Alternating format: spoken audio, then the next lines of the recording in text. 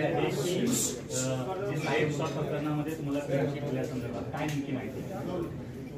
गेले 2.5 वर्ष हा विषय नारायण पोपट किरीट सोमय्या याच्या माध्यमातून वारंवार हा आरोप केला जात होता.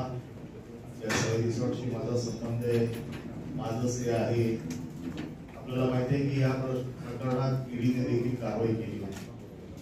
या प्रकरणात माझे मित्र सदानंद कदम यांना ईडीने अटक केली होती. 11 महिने सदानंद कदम ईडीच्या कस्टडीत होते. ज्यावेळेला हे प्रकरण सुप्रीम कोर्टात आलं त्यावेळेला सुप्रीम कोर्टामध्ये न्यायमूर्ती ओक साहेबांनी 2च प्रश्न विचारले की या प्रकरणात गुन्हा काय, प्रोसिड ऑफ क्राईम काय आणि तुम्ही यांना इतके दिवस आतमध्ये काय ठेवलं. त्यावर ईडीच्या वकिलांनी शरणागती पत्करली. शब्द शरणागती आहे म्हणजे जो कोर्टाच्या भाषेत शरणागती शब्द आहे तो ऑर्डर मध्ये आलेला आहे आणि त्यांनी सांगितलं आमचं कुठलंही ऑब्जेक्शन नाही, तुम्ही त्यांना सोडून द्या. यावरती 11 महिने कशासाठी ठेवलं हा प्रश्न निर्माण झाला. यावर मी येतोच, पण त्याचबरोबर सतत हे रिसॉर्ट गैरमार्गात पैसे कमवून बांधलेलं आहे. त्याची ईडीची चौकशी झाली. या प्रकरणात कुठल्याही प्रकारचे पुरावे ईडीला सापडले नाही आणि काल कोर्टामध्ये ज्या वेळेला हे प्रकरण आलं त्यावेळेला कोर्टाने जे काही आदेश दिले ते मी आपल्यासमोर आणलेले. यामध्ये जी परमिशन आम्हाला दिली होती त्या परमिशनच्या बाहेर जर तुमचं काही बांधकाम असेल तर तुम्ही स्वतःच्या खर्चाने तोडून घ्या 1 महिन्याच्या आत असे आदेश कोर्टाने दिलेले आहेत. आम्ही देखील सांगितलेलं आहे की जर परवानगी दिली त्याच्या बाहेर जर काही बांधकाम असेल तर आम्ही स्वतः तोडू. आम्ही अधिकाऱ्यांशी बोलू आणि त्याच्यामध्ये जर आम्हाला काही आढळलं की अतिरिक्त बांधकाम काही आहे तर आम्ही स्वतःच्या खर्चाने तोडू. त्याचा अर्थ असा होतो की आम्हाला परवानगी दिलेली जेवढी आहे तेवढा बांधण्याचा अधिकार त्या सदानंद कदमांना होता.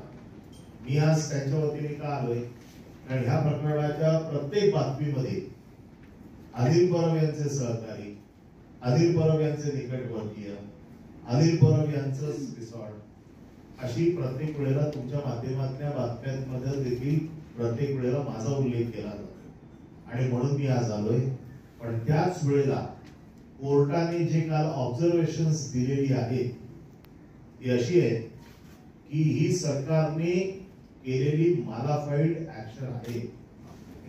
कोर्टाने स्पष्ट भाषेत सांगितलेलं आहे की सरकारी यंत्रणांचा गैरवापर कसा केला जातो हे या कोर्टाच्या ऑर्डरमध्ये आलेलं आहे. म्हणजे जर त्याच्यात असं विचारलं कोर्टाने उद्या जर अनिल परब किंवा सदानंद कदम यांनी पक्ष बदलला तर हे सगळं कायदेशीर होईल का. आणि या बाबतीमध्ये कोर्टाने त्या पट्ट्यात असलेली सगळी रिसॉर्ट्स, सगळे हॉटेल्स, सगळे बंगले, सगळी घरं यांच्या बाबतीतला अहवाल मागच्या डेटला मागितला होता. तो अहवाल अजूनही दिलेला नाही. त्याच्यावर काल कोर्टाने सरकारी वकिलांना फार झापला आणि सांगितलं आम्हाला हा पूर्ण अहवाल आहे. एका केंद्रीय मंत्र्याचा बंगला पाण्यात आहे. कोर्टाने काल असेही सांगितलं आम्हाला ते माहिती आहे, परंतु तुम्ही सोयीस्कररित्या तुम्हाला ज्यांना त्रास द्यायचा आहे तेवढ्याच लोकांची प्रकरणं फक्त घेऊन पुढे जात आहेत. ही कोर्टाची कालची ऑब्झर्वेशन होती.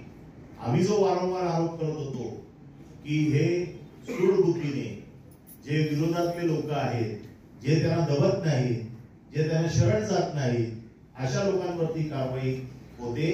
त्याच्यावरती काल कोर्टाने शिक्कामोर्तब केलेला आहे आणि म्हणून कोर्टाने सांगितलं जरी उद्या यांनी पक्ष बदलला तरी देखील जर यांची कारवाई असेल तर ती झाली पाहिजे.